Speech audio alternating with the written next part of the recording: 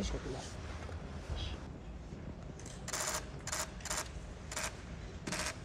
Cenab-ı Hak 8 ay boyunca devam ettireceğimiz mesleki eğitim çalışmalarımızı bereketli eylesin inşallah, verimli eylesin. Çok mutlu, huzurlu bir eğitime başlıyoruz. Sonu mutlulukla, huzurla, verimli bir şekilde tamamlanacak bir eğitime başlıyoruz. Yüce Rabbimiz başladığımız bu akademi eğitimi sürecini hayırlı, bereketli, verimli bir şekilde tamamlamayı nasip eylesin inşallah. Rabbi yessir ve la tuassir, Rabbi temmim bil hayr diyelim. İlk inen ayetiyle bizim ilgimizi bilgiye, okumaya, anlamaya, öğretime, kalemle yazmaya dikkatimizi çekmektedir. Hatta ikinci inen sureye de Kalem suresi ismini vererek adeta bizim okumayla, yazmakla, kitapla, kalemle, kütüphane ile hiçbir zaman aramızın açık olmamasını, sürekli bir şekilde peygamber varislerinin buna önem vermesi gerektiği mesajını vermektedir. İşte bizler yaptığımız işi daha iyi yapmak için, en iyisini yapmak için eğitime, öğretime, okumaya, yazmaya önem veren bir medeniyetin çocuklarıyız.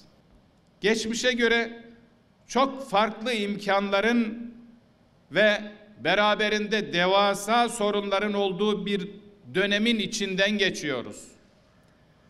Algı, idrak ve davranışların çok hızlı değişip dönüştüğü zamanlar yaşıyoruz.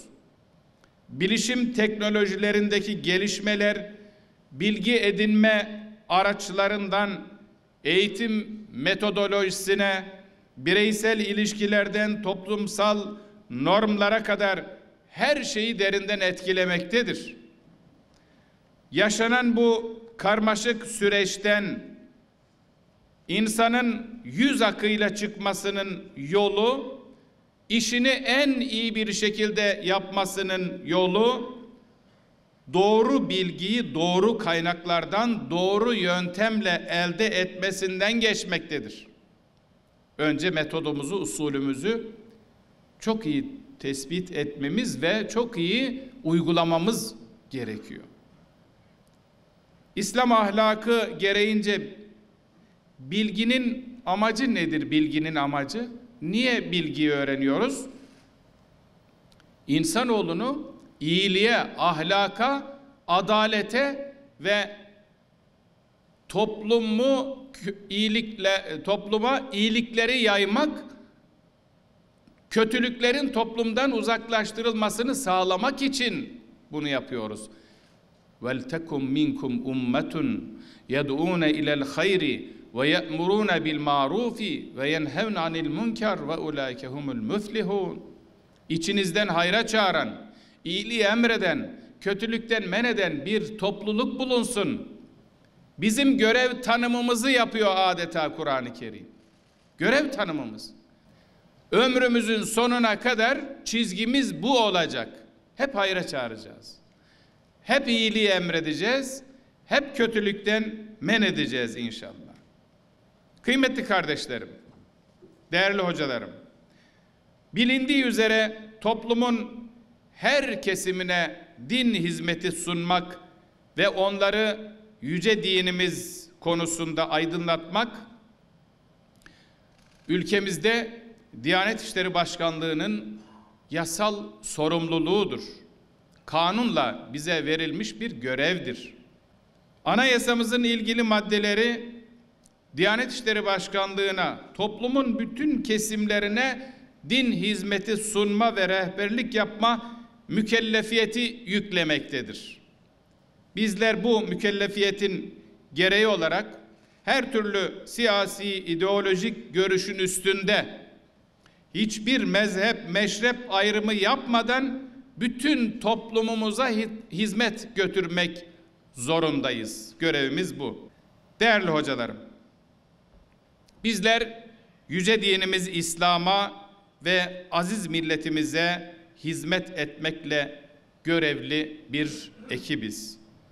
Biz Allah'ın dinine ve bütün insanlığın geleceğine hizmet gayesiyle çalışıyoruz. İnsanlığın huzur ve refahı, yeryüzünün imar ve ıslahı için koşturuyoruz. Kur'an ve sünnet bizim ana kaynaklarımız, referansımız. Bunun yanında tabii ki aktüel bilgiyi ve dünyayı takip edeceğiz. O kadar hızlı değişiyor ki gençler, çocuklar, onlara bizim sahip çıkmamız lazım. Biz sahip çıkmazsak onlara sahip çıkan o kadar çok şey var ki onlara sahip çıkacağız inşallah. Aktüel bilgiyi ihmal etmeyeceğiz. Sosyal bilimler, edebiyat, tarih, teknoloji, fizik ve benzeri okumalarınız size çok farklı kazanımlar sağlayacak inşallah.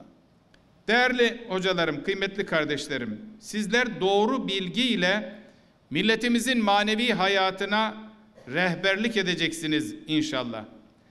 Rehberliğinizde nebevi yöntem temel ilkeniz olacak. Nebevi yöntemin ana umdeleri ise sahih bilgidir. Nezaket ve zarafet sahibi olmanız lazım. İnsanlara seviyelerine ve ihtiyaçlarına göre davranmanız, ona göre söz söylemeniz gerekiyor. Sizler peygamber mirasını omuzlamış, hakikatin sorumluluğunu yüklenmiş, gönül insanlarısınız. İslam'ın hakikatlerini ayrım yapmadan herkese etkili ve hikmetli sözlerle anlatacaksınız inşallah. İnsanları hakka davet ederken güzel ahlakınız ve davranışlarınızla onlara örnek olacaksınız. Değerli hocalarım, birkaç cümleyle sözlerimi bitirmek istiyorum. Bizim olmazsa olmaz dikkat edeceğimiz 4 husus var. Aşk, heyecan, ihlas ve samimiyet. Peygamber varislerinde bunlar olmazsa başarılı olamayız. Aşkımız olacak. Mesleğimize, işimize aşık olacağız. Heyecanımız olacak. Ömrümüzün sonuna kadar camiye giderken heyecanla gideceğiz. Sınıfımıza girerken Kur'an kursu öğreticilerimiz heyecanla gireceğiz. Akademi döneminizi dolu dolu geçirmenizi istiyorum. Zaman ve çalışma planınızı çok iyi yapmalısınız.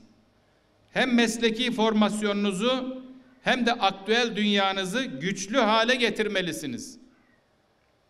Buradan mezun olduktan sonra daha bilinçli, daha bilgili bir şekilde samimiyet ve özgüven ile milletimize ve insanlığa hizmet edeceksiniz inşallah.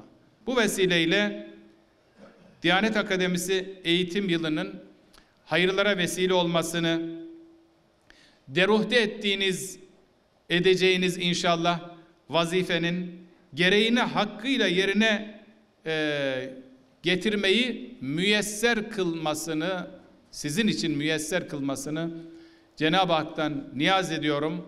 Hepinize başarılar diliyorum. Hocalarımıza başarılar diliyorum. Ben tekrar hepinize başarılar diliyorum. Cenab-ı Hak yardımcınız olsun inşallah.